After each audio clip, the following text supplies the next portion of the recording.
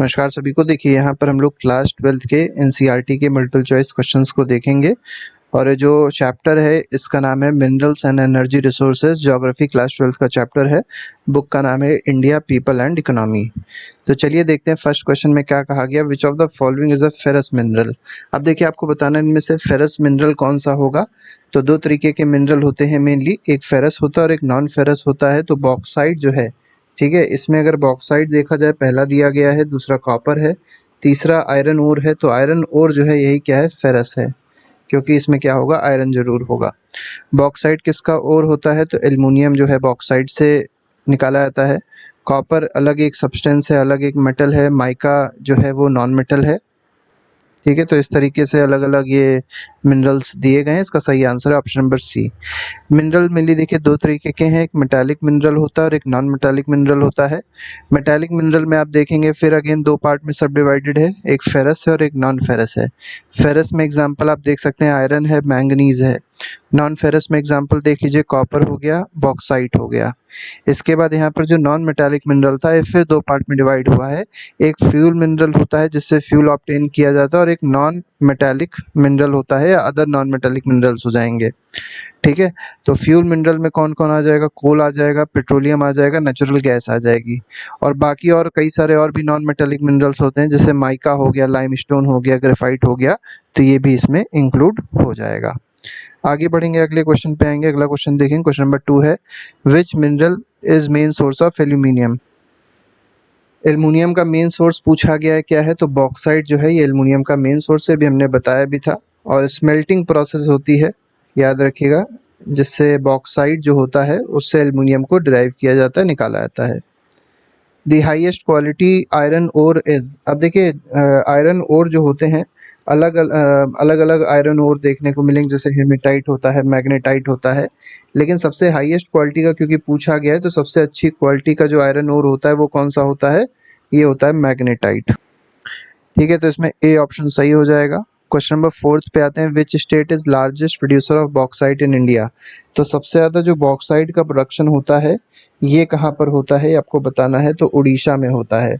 और उड़ीसा में भी आप क्या याद रखिएगा, कुछ जगह का नाम याद रखिएगा। एक कोरापुट है जो आपको याद रखना है।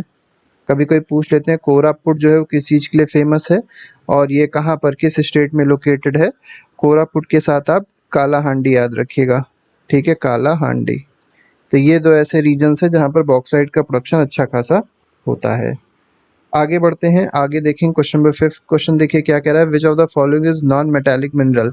नॉन मेटालिक कौन सा है, तो मैग्नीज मेटालिक है, आयरन भी मेटालिक है। माइका जो है ये नॉन मेटालिक मिनरल होता है। और माइका के बारे में एक चीज़ और याद रखिएगा आप लोग कि ये इलेक्ट्रिकल इंडस्ट्रीज में इसको यूज़ किया जाता है। इलेक्ट्रिकल इंडस्ट्रीज में इसको यूज़ किया जाता है। ठीक है, आगे बढ़ते हैं, क्वेश्चन नंबर 6 देखेंगे। क्वेश्चन नंबर 6 देखिए क्या कह रहा है, the largest coal field in India are located in. देखिए इंडिया की जो सबसे बड़ी कोल फील्ड्स हैं ये कहाँ पर लोकेटेड है, पूछा गया है। देखिए कोल फील्ड मतलब यहाँ पर कोयला का प्रोडक्शन होता होगा। तो कोल फील्ड सबसे बड़ी जो है भारत में वो कहाँ पर है, झारखंड में है। ठीक है, झारखंड में है, याद रखिएगा। और दो यहाँ पर भी आपको नाम याद रखने हैं, एक झरिया याद रखिएगा जो झारखंड में ही है, और दूसरा रानीगंज याद रखिएगा। रानीगंज हालांकि झारखंड में नहीं है। ठीक है, ये झारखंड और वेस्ट बंगाल के बॉर्डर पे है। अभी थोड़े दिन पहले अक्षय कुमार की एक पिक्चर भी आई थी मिशन रानीगंज करके। ठीक है, तो उसमें बड़ा अच्छा दिखाया गया है इस कोल फील्ड के बारे में, तो आप उसको देख भी सकते हैं। आगे बढ़ते हैं, क्वेश्चन नंबर 7 आते हैं, which mineral is used in nuclear energy generation. अब देखिए न्यूक्लियर एनर्जी आपको पता होगा दो तरीके से मिलती है, एक न्यूक्लियर फिजन होता है और दूसरा होता है न्यूक्लियर फ्यूजन। कई बार पूछा आता है न्यूक्लियर फ्यूजन कहाँ पर होता है, तो सन में जो एनर्जी है वो न्यूक्लियर फ्यूजन की वजह से है। और जितने हमारे एटम बॉम्ब बनते हैं, ठीक है, जितने भी बॉम्ब बनते हैं, एटॉमिक बॉम्ब, न्यूक्लियर बॉम्ब बनते हैं, ये सब न्यूक्लियर फिजन से बनते हैं। और साथ ही साथ न्यूक्लियर एनर्जी जो हम लोग को मिलती है ये भी न्यूक्लियर फिजन से ही मिलती है अभी फिलहाल। ठीक है, न्यूक्लियर एनर्जी का जो मेन सोर्स है वो क्या है, न्यूक्लियर फिजन है। तो इसमें आपसे पूछा कि कौन सा ऐसा मिनरल है जो न्यूक्लियर एनर्जी जनरेशन में यूज़ होगा, तो ये थोरियम होगा। थोरियम हो गया, यूरेनियम हो गया, प्लूटोनियम हो गया, और ये बहुत सारे होते हैं जिसको यूज़ किया जाता है एनर्जी प्रोडक्शन में। क्वेश्चन नंबर 8 पे आते हैं, मुंबई हाई। देखिए मुंबई हाई बोले या बॉम्बे हाई बोले, पहले इसको बॉम्बे हाई बोला जाता था, अब इसको मुंबई हाई बोला जाता है। ये किस चीज़ के लिए फेमस है, तो आप देखेंगे तो ये कोस्ट लाइन से थोड़ा सा दूर है, अप्रॉक्सीमेटली 160 किलोमीटर दूर है हमारी कोस्ट से। ठीक है, तो पड़ता मेन चीज़ अंदर ही है, मतलब ऐसा नहीं है कि इंडिया के बाहर हो, इंडिया में ही पड़ता है, जो इंडिया की कोस्ट लाइन है उसी में ही पड़ता है। ठीक है, लेकिन ये समुद्र मतलब अरेबियन सी में है, ऐसे आप इसको समझ सकते हैं। तो ये किस चीज़ के लिए फेमस है, तो यहाँ से पेट्रोलियम को एक्सट्रैक्ट किया जाता है। ठीक है, ऑफशोर फील्ड है ये। आगे बढ़ेंगे, क्वेश्चन नंबर 9 देखेंगे, mica belt in Rajasthan x tends between. अब देखिए माइका जो है राजस्थान में बहुत ज़्यादा मिलता है, तो ये कहाँ से कहाँ तक एक्सटेंड करती है माइका की बेल्ट, ये आपको यहाँ पर बताना है। तो जयपुर से लेके उदयपुर तक एक्सटेंड करती है, तो बी ऑप्शन इसमें बिल्कुल सही हो जाएगा। माइका के बारे में हमने आपको बता ही दिया था बेसिक चीज़ें, कि इसको इलेक्ट्रिकल इंडस्ट्रीज़ में यूज़ किया जाएगा। Which of the following is not a characteristic of mineral. अब देखिए मिनरल की इसमें कौन सी कैरेक्टरिस्टिक नहीं होती, तो मिनरल्स का डिस्ट्रीब्यूशन कभी इवन नहीं होता, अनइवन डिस्ट्रीब्यूशन होता है। बाकी नॉन रिन्यूएबल होते हैं, ठीक है, बहुत टाइम लगता है, जियोलॉजिकल टाइम में फॉर्म हुए थे, ये भी बात सही है। अवेलेबिलिटी फाइनाइट है, मतलब इनफाइनाइट में नहीं अवेलेबल है, एक ही लिमिटेड अमाउंट में अवेलेबल है, और इसको अगर मिसयूज़ किया गया तो ये ख़त्म भी हो जाएंगे। Which energy resource is considered a liquid gold. Liquid gold किसको कहा जाता है, तो सिंपल सी बात है, लिक्विड गोल्ड कहते हैं पेट्रोलियम को। कई बार पूछ लेते हैं इसको लिक्विड गोल्ड क्यों कहते हैं, क्योंकि इसकी जो इकोनॉमिक वैल्यू है वो बहुत ज़्यादा, और साथ ही साथ इसको कई पर्पसेस में यूज़ किया जा सकता है पेट्रोलियम को, इसलिए इसको लिक्विड गोल्ड कहते हैं। Which of the following is field based refinery. देखिए दो तरीके की रिफाइनरी होती है, एक फील्ड बेस्ड होती है, एक मार्केट बेस्ड होती है। तो इसमें पूछा गया फील्ड बेस्ड रिफाइनरी कौन सी होगी। ठीक है, तो फील्ड बेस्ड रिफाइनरी जो होगी वो आपकी हो जाएगी दिग्बोई। ठीक है, Digboi will be the correct answer. देखिए होता क्या है, फील्ड बेस्ड मतलब जो ऑयल फील्ड्स हैं उसके पास में ही ये लगी हुई है रिफाइनरी, तो उसको क्या कहा जाएगा, फील्ड बेस्ड रिफाइनरी कहा जाएगा। जैसे मथुरा है, तो मथुरा जो है, मथुरा में कोई ऑयल फील्ड्स नहीं है, लेकिन फिर भी यहाँ पर रिफाइनरी है इंडियन ऑयल की, तो ये क्या है, मार्केट बेस्ड रिफाइनरी है। ठीक है, मार्केट बेस्ड है ये, तो इस तरीके से आप इसको समझ सकते हैं। Which state has major deposits of thorium.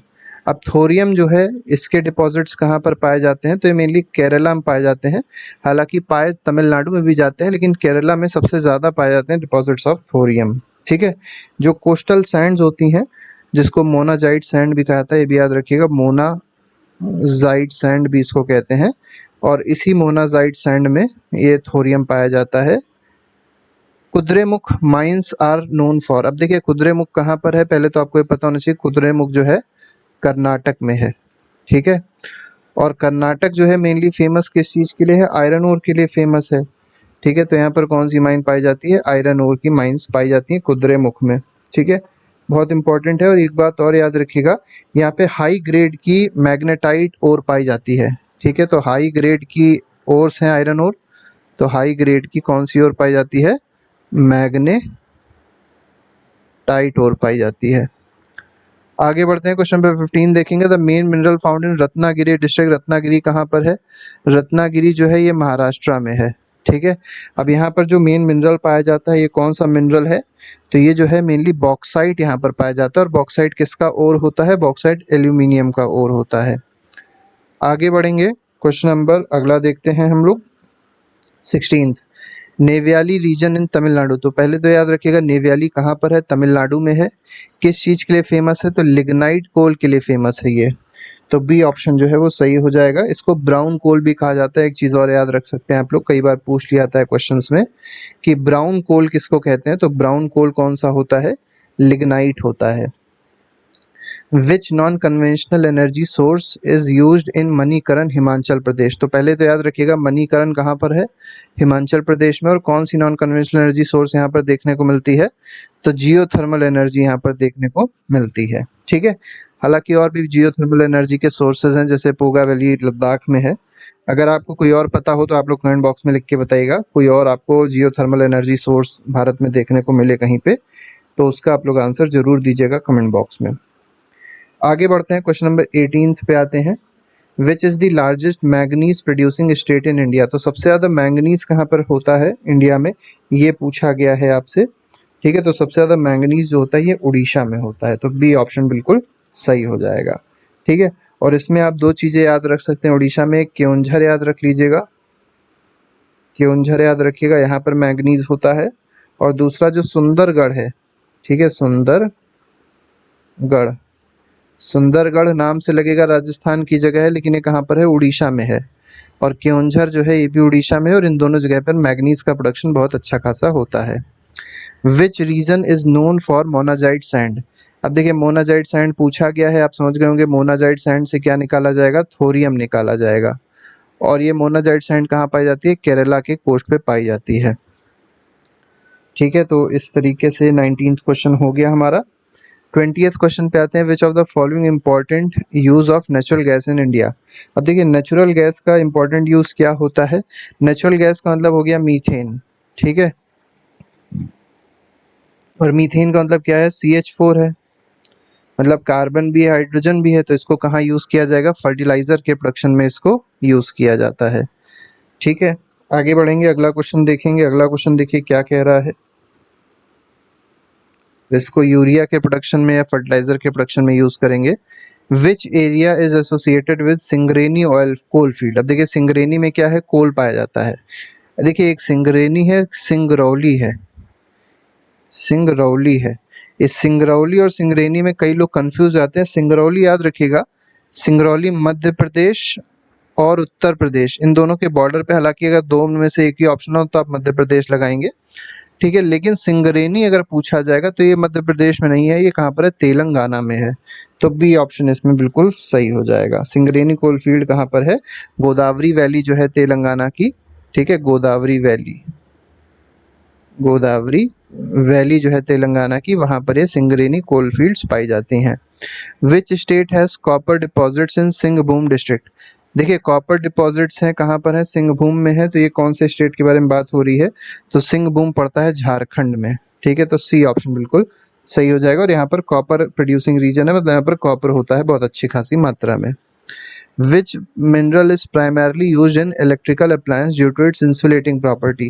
Mica के बारे में बात हो रही है, माइका यूज किया जाता है इलेक्ट्रिकल इंडस्ट्रीज में, क्योंकि इसके अंदर जो प्रॉपर्टी होती है वो इंसुलेशन की होती है, ठीक है। तो इलेक्ट्रिकल और इलेक्ट्रॉनिक्स आइटम में इसको यूज किया जाता है। Which region of India has highest reserves of petroleum other than Mumbai high.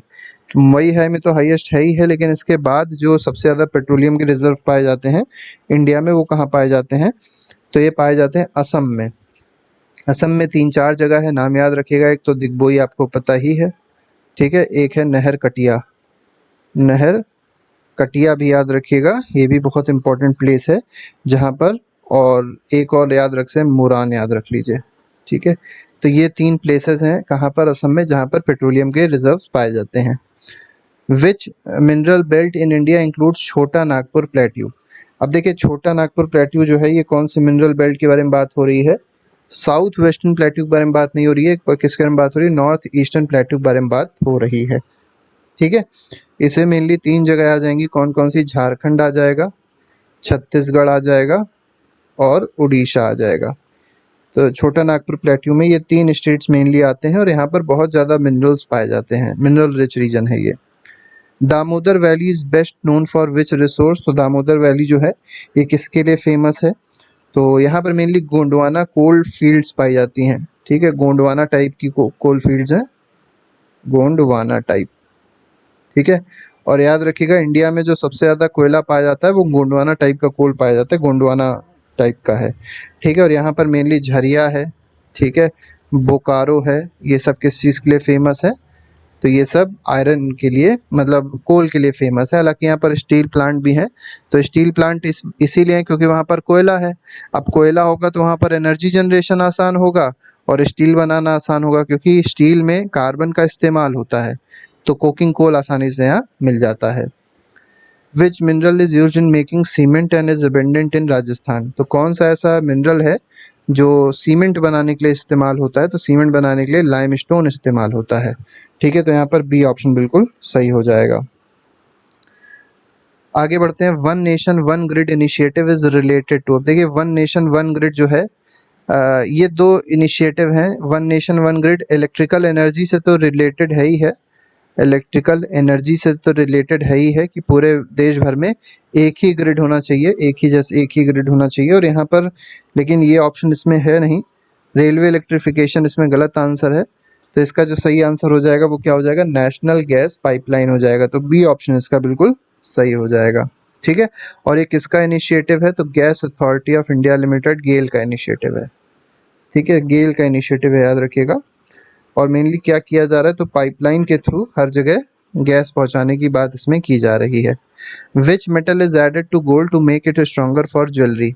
Gold में क्या ऐड किया जाता है जिससे इसको स्ट्रॉन्ग बनाया जा सके, तो कॉपर को ऐड करते हैं। हालांकि सिल्वर भी ऐड किया जाता है, लेकिन स्ट्रॉन्गर बनाने के लिए मेनली किसको ऐड करेंगे हम लोग, कॉपर को ऐड करेंगे। आगे बढ़ते हैं, which mineral region extends along Aravalli ranges. अब अरावली रेंजेस पे या अरावली रीजन के साइड पे आपको बताना है कौन सा मिनरल रीजन लाई करता है।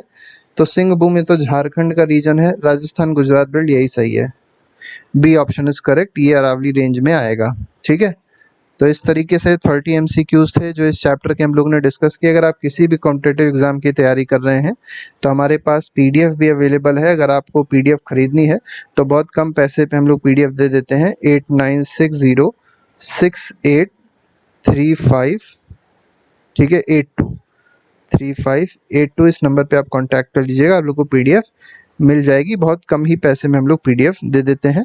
तो अभी के लिए फिलहाल नहीं, thank you very much, good bye, जय हिंद।